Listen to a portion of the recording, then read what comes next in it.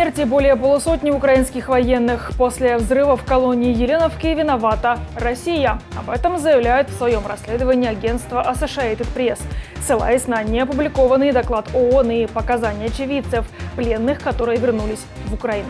На днях исполняется ровно 2 года с момента одного из самых громких военных преступлений РФ. С вами Нехта. Все самое важное и интересное на этот час. Я прийшов, тебе нема. Трамп дал заднюю и не явился на дебаты с Харрис.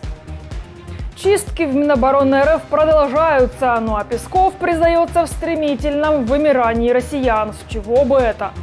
Потому что мы с вами как Россия, мы каждый год нас становится меньше. Бегунья из Беларуси Кристина Тимановская будет участвовать в Олимпиаде в составе сборной Польши.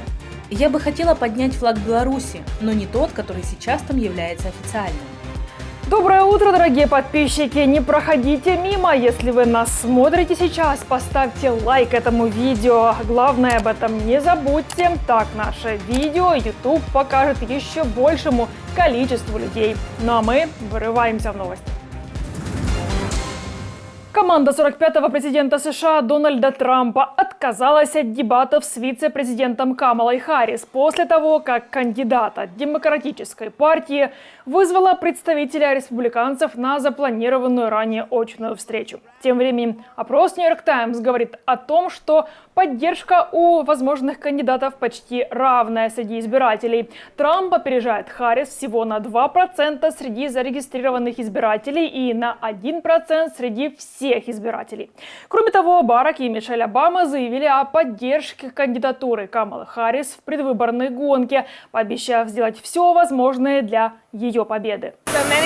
Итак, многие из вас спрашивали меня о дебатах, и я скажу вам, что я готова к дебатам с Дональдом Трампом. Я согласилась на ранее согласованные дебаты 10 сентября. Он согласился на это ранее. Теперь, похоже, он идет на попятную. Но я готова.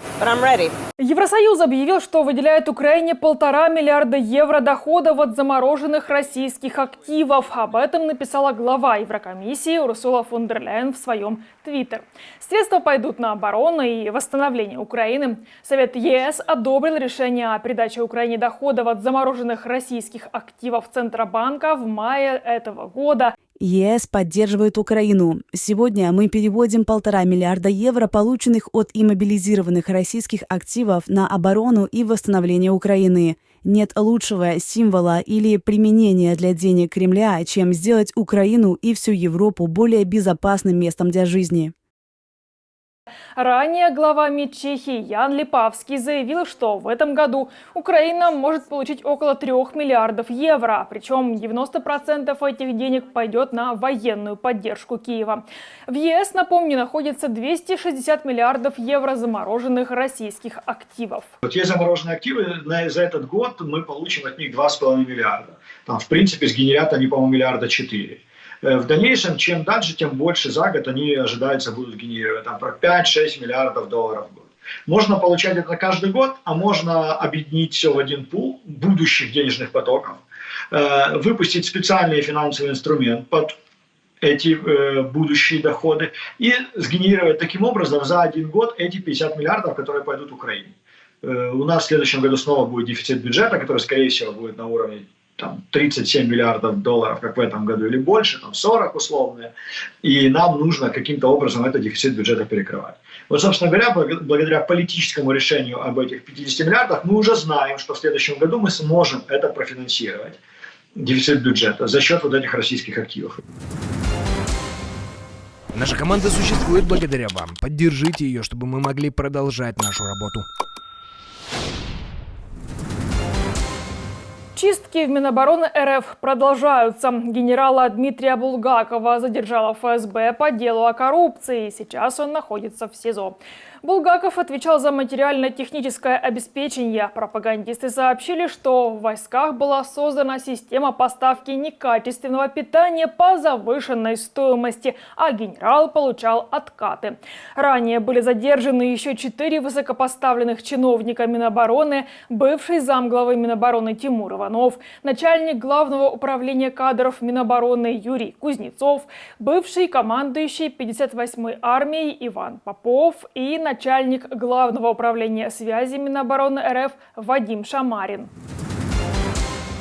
Кремлевский эксперт по деторождению Песков пожаловался, что россиян становится все меньше, и призвал рожать больше. Ведь, по его мнению, справиться с этим можно только увеличением среднего коэффициента рождаемости.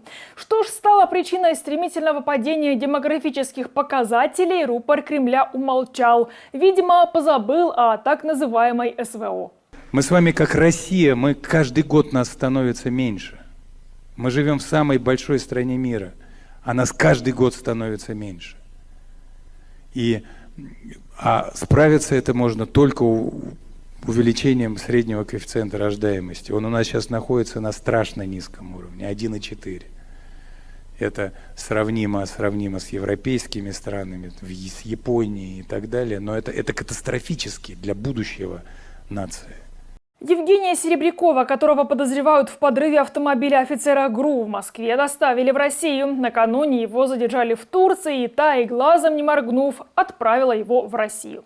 Евгений Серебряков сообщил, что он работал на СБУ, якобы видео допроса опубликовали российские пропагандисты. Напомню, в среду в Москве на парковке жилого дома взорвался автомобиль Toyota Land Cruiser. Военному взрывом оторвало ступни, а его жена получила рваные раны лица. Евгений Серебряков сообщил, что за убийство офицера ГРУ ему якобы обещали украинское гражданство, и не только некий Илья. Украина эту информацию не подтверждала. Я под контролем и с инструкциями от Ильи собрал взрывное устройство, заложил его под автомобиль. Илья обещал мне также украинское гражданство и вознаграждение в размере от 10 до 20 тысяч долларов. Во Львове суд избирал меру пресечения подозреваемому в убийстве экс-нардепа и филолога Ирины Фарион. Полиция выяснила, что следующей жертвой после Фарион должен был стать нардеп Максим Бужанский. К убийству может быть причастна одна из неонацистских группировок, сообщили в нацполиции. Напомню, в экс-депутата Верховной Рады Фарион выстрелили 19 июля во Львове, когда она ждала на улице такси. 25 июля в Днепре задержали подозреваемого 18-летнего юношу. Во время заседания он вел себя вызывающе и показал язык дочери убитой української патріотки. Скажи мені щось. Чому ти її вбив?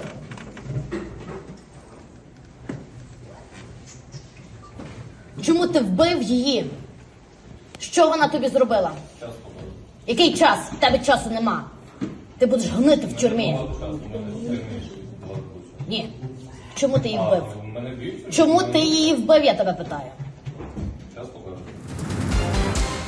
27-летняя бегунья из Беларуси Кристина Тимановская будет участвовать в Олимпиаде в Париже, однако будет представлять Польшу. Тимановская несколько лет живет за границей и в 2022 получила польское гражданство. В 2021 году на Олимпиаде в Токио спортсменка попала в скандал. Ее исключили из олимпийской сборной. Она заявила, что ее пытались силой вывести из Токио в Беларусь. Я бы хотела поднять флаг Беларуси, но не тот, который сейчас там является официальным. В легкой атлетике каждый защищает свою честь. По сути, все соревнования коммерческие, и ты представляешь себя как самого себя. Нет особого ощущения, что сегодня ты поляк, а вчера был белорусом. Ты просто Кристина Тимановская, вот и все. И бегаешь как Кристина Тимановская. Я просто иду и делаю свою работу.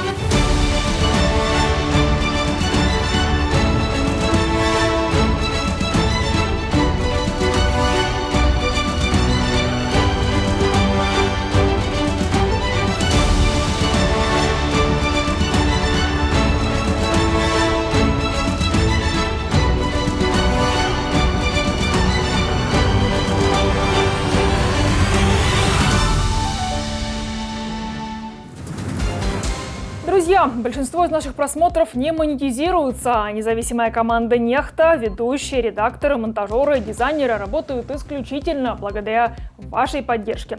Мы получаем ее со всего мира. Постоянных донаторов и их комментарии вы видите сейчас на экране. Мы вам очень благодарны за поддержку. Если вы хотите присоединиться к их числу, нажимайте на кнопку слева от видео или же становитесь постоянным спонсором. Кнопка под этим роликом. До новых встреч!